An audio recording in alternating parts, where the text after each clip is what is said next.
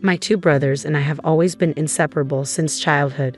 There's John, the eldest, Steve, the youngest, and me, Lucy, the only girl in the family. Now, in our 30s, I'm confident that our sibling bond is stronger than most. Our closeness stemmed from our parents' busy schedules. Both worked tirelessly, leaving us to rely on each other. None of us were angels. We each had our fair share of mischief.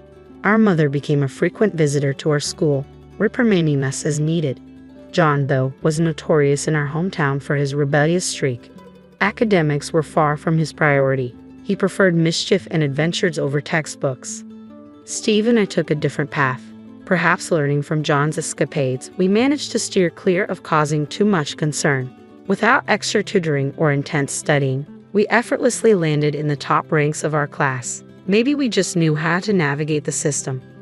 Lucy and Steve were excelling in school. I'm eager to see what they achieve in the future.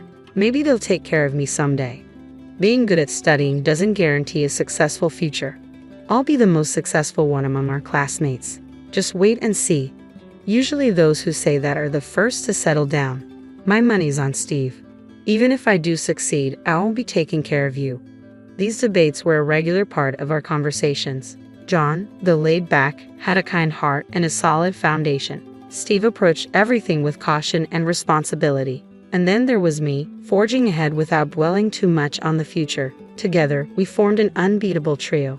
John started at a public high school but dropped out after 6 months, drifting through life ever since. He never held a steady job, occasionally pitching in at a friend's auto shop or local bars, simply going with the flow. Seeing my brother in this state only strengthened my determination to succeed, especially since I felt responsible for John ending up in evening school. It all started the day I was involved in a serious traffic accident, leaving me with severe injuries. John, deeply concerned for me, rushed me to the hospital. His worry and care for my well-being led him to quit high school. I've carried a sense of guilt about that ever since. If I can achieve success, I believe I can help John find his way again. During that period, my mind was consumed with thoughts of the future and the paths to success, searching for ways to involve John. It had to be something he could easily connect with. As I entered high school, I took on a part-time job to save money. I believed money was crucial no matter the endeavor, and I worked diligently to accumulate as much as possible. Steve, have you seen John lately? He hasn't been around much. Just as I suspected. That guy. I wonder what he's gotten himself into. I hope he's not causing trouble.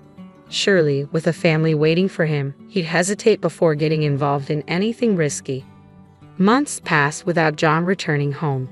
To alleviate our concerns, Steve and I exchanged rumors about John's whereabouts. Then, one day, John returned home as if nothing had happened. Where have you been? You could have at least let us know. We were all so worried.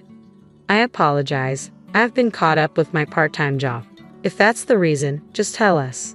Lucy and Steve were worried sick too. I'm really sorry about that.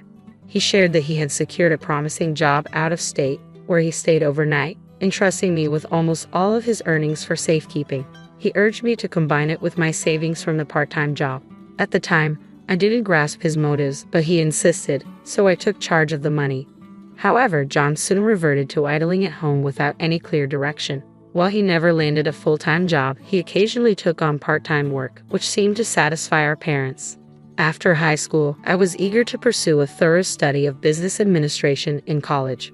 Thankfully, my strong academic performance earned me a full scholarship, easing the financial burden on our parents.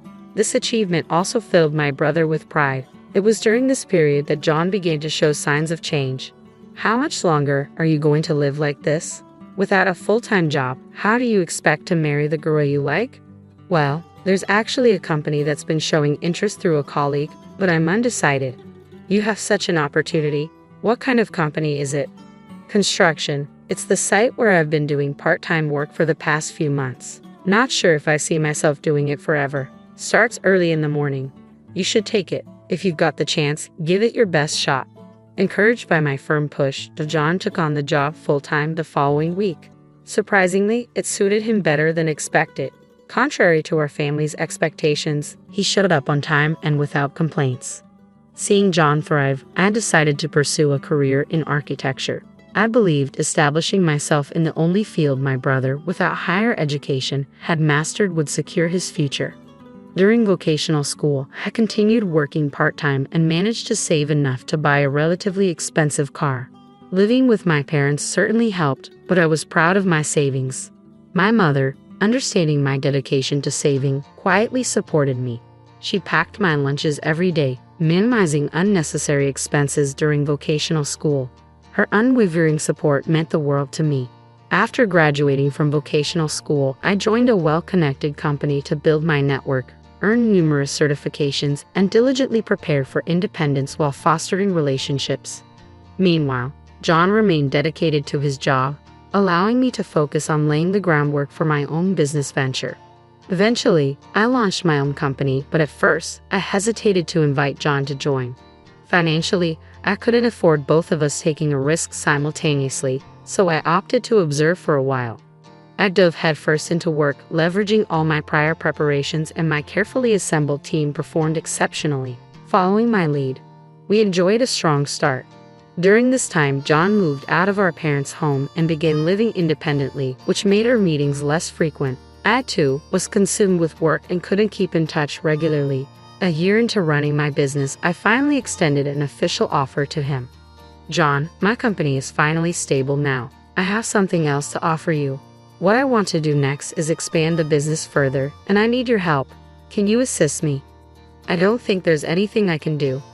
I want you to become the president of the current company and take a leading role. What? That's impossible for me. You need to consider who you're asking.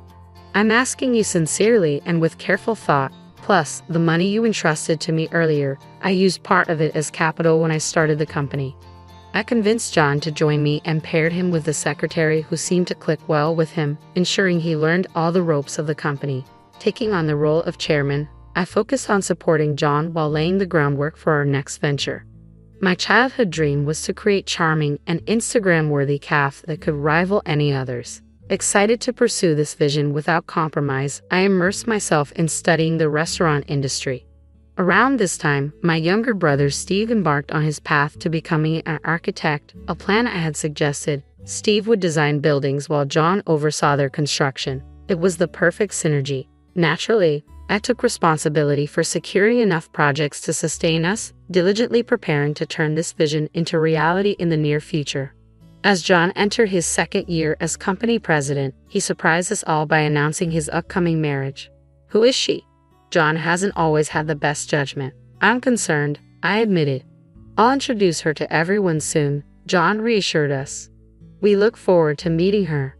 John's impending marriage brought mixed emotions for me. We had always been a tight-knit trio, so the thought of an outsider joining us unsettled me. Nevertheless, I knew I had to set aside my unease and celebrate my brother's happiness. At a family gathering with both sides present, I finally met John's fiancée, Bella. While I didn't outwardly oppose their union and things appeared to progress smoothly, I couldn't shake a sense of distrust from our first interaction. Bella, I'm Lucy, John's sister. Please take good care of my brother, I said, masking my reservations with a polite smile. It's wonderful to have such a caring sister. If you ever need anything, just let me know. Sure. Since I'll soon be the wife of the eldest son and the company president, you'll have to come through me from now on, all right? Bella was the same age as John and worked in an administrative role at one of our client companies. My initial impression of her was that she was determined and assertive. Our perspectives seemed somewhat different, and she wasn't quite my type, yet I thought her personality might complement John's naivety well. Steve shared my thoughts, but we both agreed to support their marriage for now.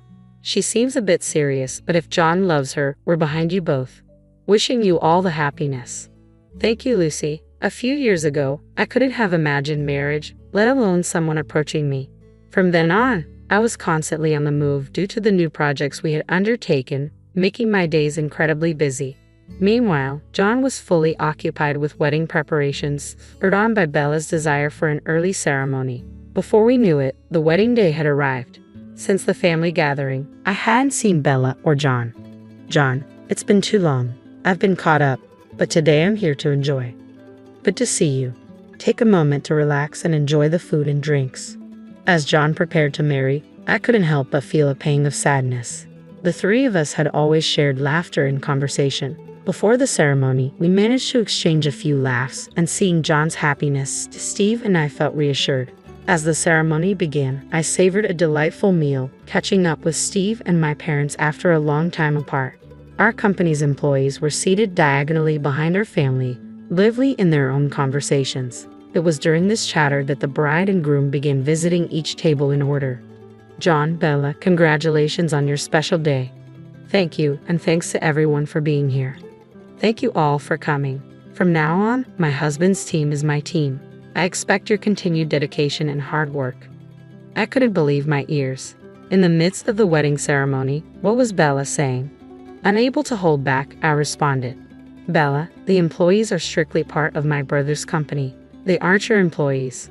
"Oh, I'm well aware of that. My dear, opinionated sister-in-law, you're part of the family now." Her tone was mocking, and it cut through the air, momentarily chilling the atmosphere. But then, unexpectedly, laughter erupted from the employees seated nearby. "What? I'm going to be the wife of your CEO. Are you mocking me?" "Bella, please." "Bella, do you know who our chairman is?" "Huh? Chairman? I haven't been introduced to anyone like that. I don't know." It appeared John hadn't briefed her, and she was unintentionally rude to me due to her ignorance. Those in the know couldn't help but chuckle at the situation. The reception hall, once lively, fell silent, the mood shifting dramatically. "I never expected you to say something like that here. It's disappointing." "Huh? I'm marrying the CEO, becoming the spouse of the most important person. Isn't that natural? The reason I stand here today is all thanks to Lucy. She founded the company and appointed me CEO. Everything is thanks to Lucy. She's our chairwoman." "What? What's this? Why wasn't I informed?" Realizing she was the only one unaware, Bella was furious. Despite her inner turmoil, she should have maintained a smile throughout the reception. "I apologize, but given your true feelings, I've reconsidered. Let's consider this marriage null and void." "John, that's extreme. I've shown poor judgment. I apologize to everyone." John bowed deeply to the guests in the hall. The wedding ceremony came to an abrupt end, and people dispersed. Later, I learned that Bella had grown up in poverty, dreaming of marrying a wealthy man for a better life. Meeting John, she seemed determined to fulfill that ideal. After the disrupted ceremony, Bella repeatedly begged John to reconsider, but he remained resolute in his decision to end things. During their relationship, Bella had always appeared respectful and reserved around John, so her confrontational behavior towards others surprised him. He confided in me that he found it difficult to trust women and intended to focus solely on his career. His dedication paid off, and he excelled at work. Meanwhile, my dream of expanding our shops became a reality, and Steve achieved his goal of joining our company after passing his exams. Despite our professional achievements, all three of us remained single, which was a source of quiet sadness. I remembered our rare gathering together. "Do you have anyone in mind to marry, Lucy?" "I'm really into my work right now. Marriage and kids aren't on my mind yet." "Same here. As long as we're happy, that's what counts." "I'm not keen on marriage either." "How about building a house then? John could move back, and we could all live together." Steve's proposal caught me off guard amid our busy lives. Over the years, we've focused on ourselves, but now the idea of following in our parents' footsteps and caring for them seemed fitting. While the company was making progress and taking shape, there was still much to do before we could call it a success. Starting with a home as a base and building our future together sounded like a solid plan. I rarely agreed with Steve's suggestion. "Steve, that's brilliant. What a wonderful idea." "Exactly. Steve, you handle the design. Lucy, find us the perfect plot of land, and I'll build us a spectacular house." This was the exact scenario I had always dreamed of, achieving something together with my brothers. We'd been a team since childhood, and I'd always hoped we could carry that bond into adulthood. My brothers and I, right then, I felt fearless about the future.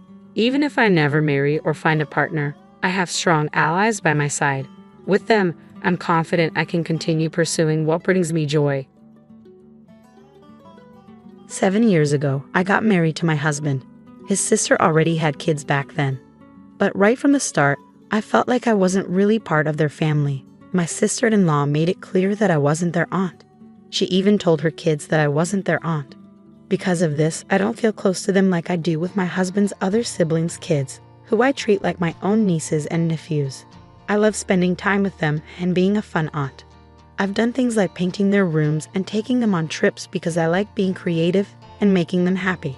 Even though I'm a mom now, I still love doing these things for my nieces and nephews because they're like my family, and I never really had one before. But when it comes to my sister-in-law's kids, I don't do any of that anymore.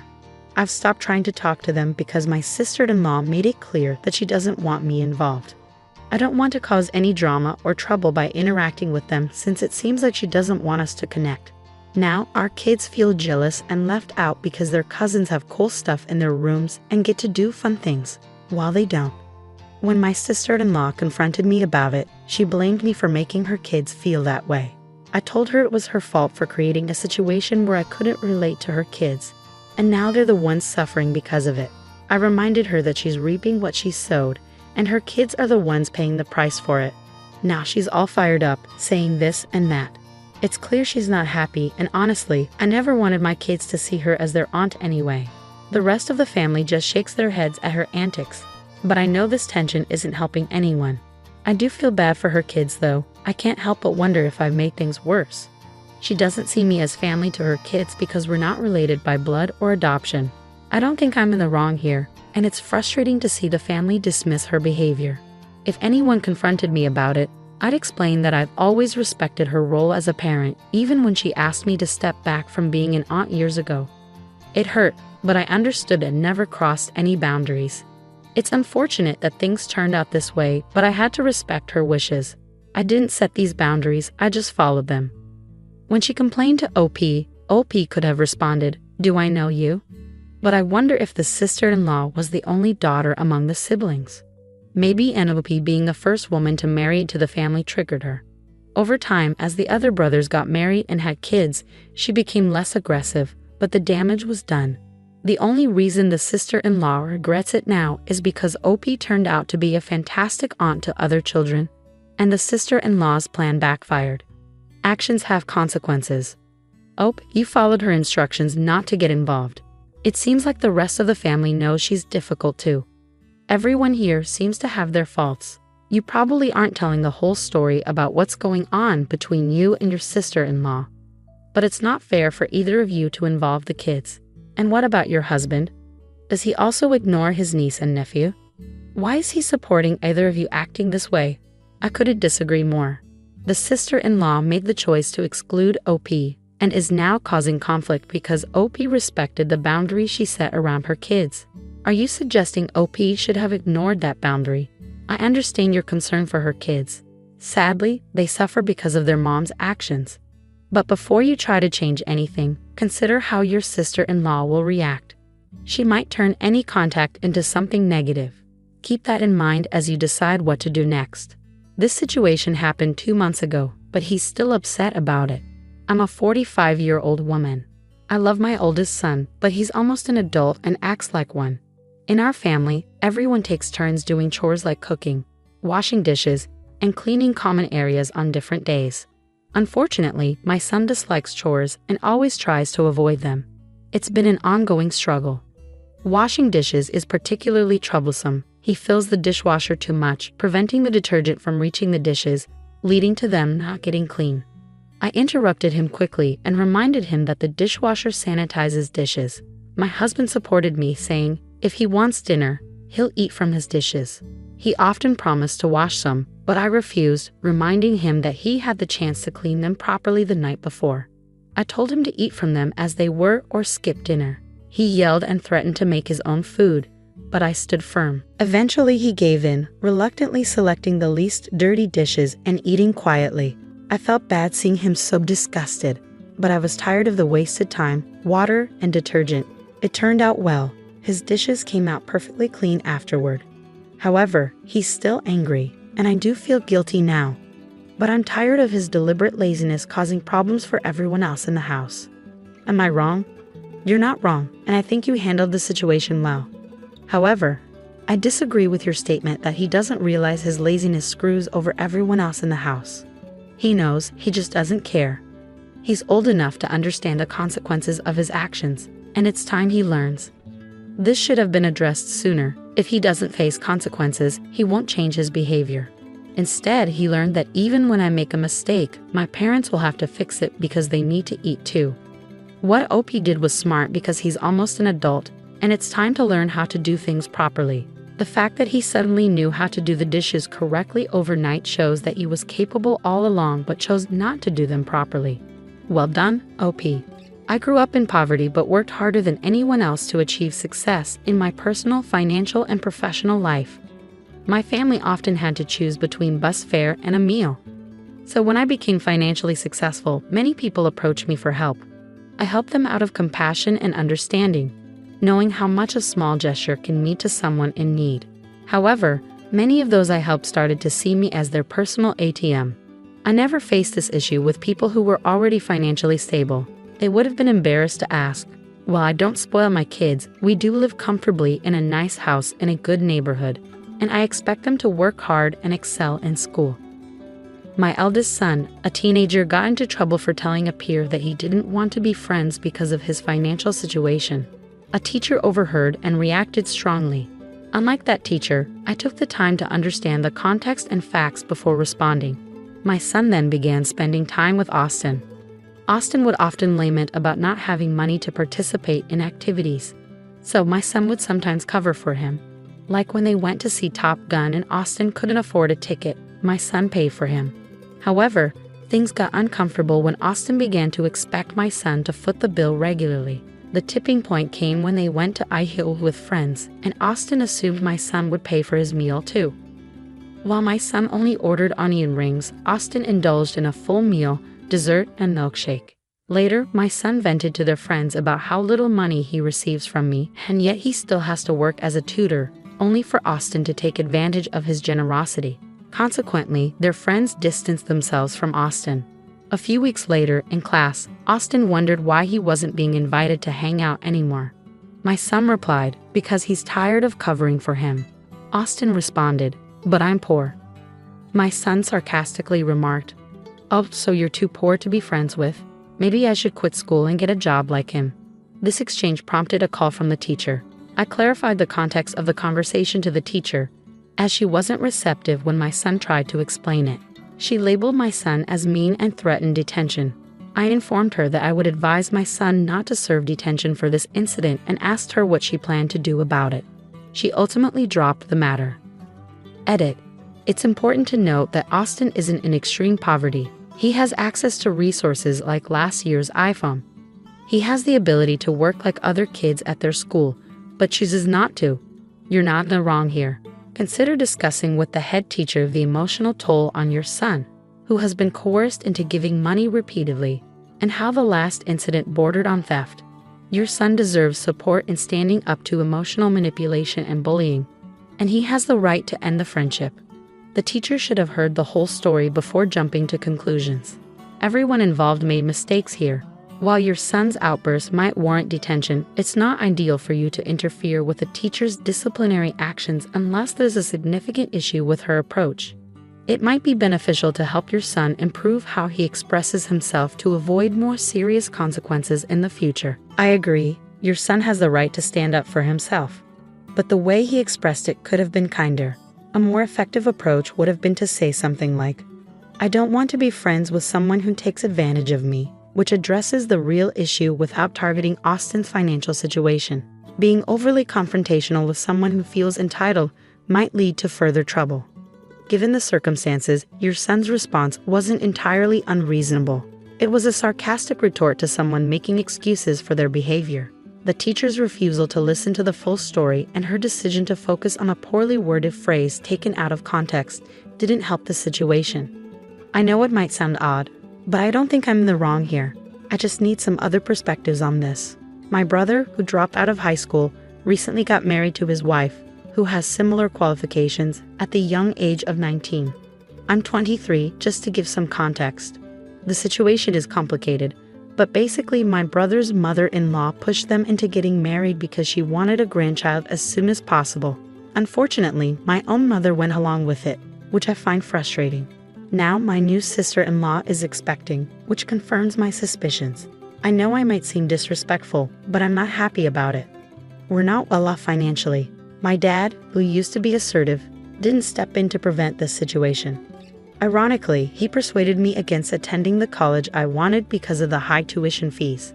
To cover the wedding costs, my dad borrowed money from my uncle, his brother, And now he's pressuring me to repay it because my brother and sister-in-law, being young and expecting, can't afford to.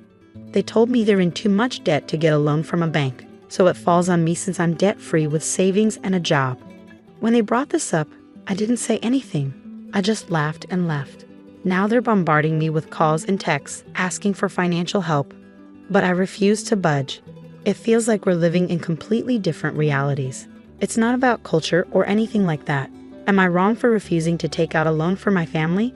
Definitely not. Goodness, what a chaotic situation. If no one can afford to cover the wedding costs, what about the baby? It seems like they'll keep turning to you for loans they won't repay. Stand your ground. This isn't your problem to fix, so don't entertain further discussions about it. If they can't afford a lavish wedding without a substantial loan, maybe they should prioritize their resources for the baby instead. Laughing in their faces was a fitting response to such a ridiculous request. But please ensure that you're the only one with access to your savings. Secure your accounts with updated passwords and avoid staying logged into online banking on shared devices. It's important to take these precautions, especially if your parents have access to personal information like your social security number and employment history. While you might believe they wouldn't take advantage of you, financial strain can drive people to make unexpected decisions. That's right. If they have your social security number, they could potentially open credit in your name, leaving you in a difficult situation.